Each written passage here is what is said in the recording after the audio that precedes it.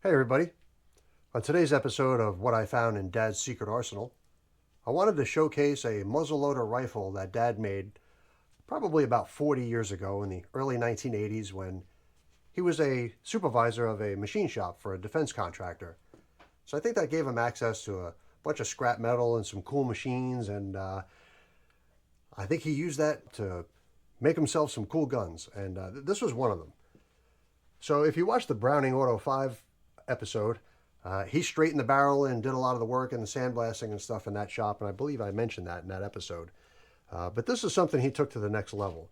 Now, this is a gun he made entirely from scratch. He didn't make the barrel. He didn't forge that by hand or make it in that machine shop. It looks like it came off of some sort of an Iver Johnson bolt-action rifle, but I'm not exactly sure what model that was or where it came from. Again, Dad would come across gun parts and things, and he would use his imagination to turn that part that he found, usually a barrel or a piece of a barrel, into a gun.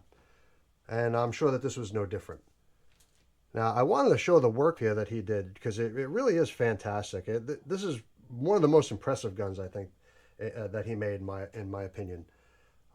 It really is beautiful. And it's kind of like a muzzleloader trainer rifle that I used as a kid. My dad showed me how to load muzzleloaders and how they operated using this gun.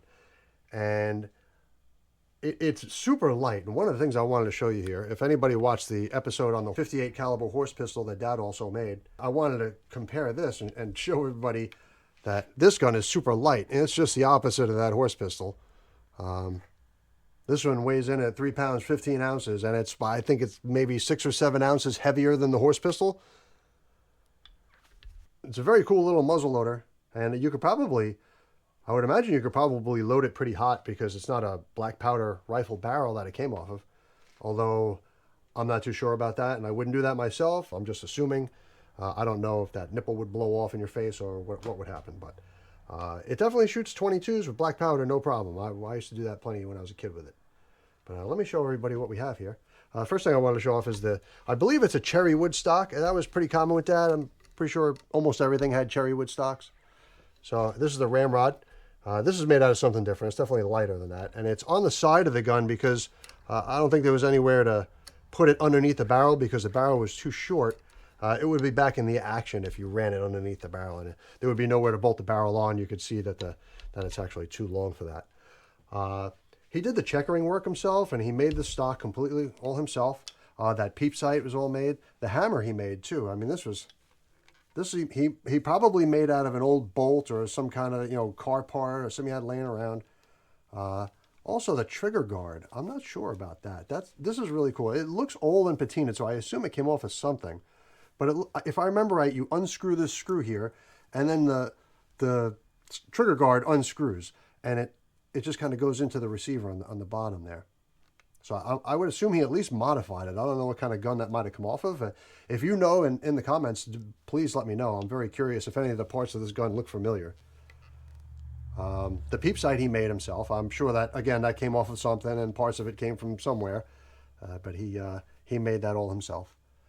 The butt plate is aluminum. I thought that was really cool. And it's got sling swivels on it, and I like the little tassel he put on there. And it really is I think this is one of his most impressive builds, in my opinion. I really think the stock came out beautiful. I remember him building this, and I remember the stock being hung up, and he did all kinds of, shellacking, or not shellacking, but he used linseed oil. He really made a beautiful piece of wood. He was good at making. My dad was my grandfather's a carpenter, and my father had a lot of good carpentry skills that he learned from him, and I think that really shows in the furniture work on a lot of his guns because he really, I think, went over the top on making them beautiful. So there it is. I'm not sure what I'm going to call this one. I have to come up with a name for this episode.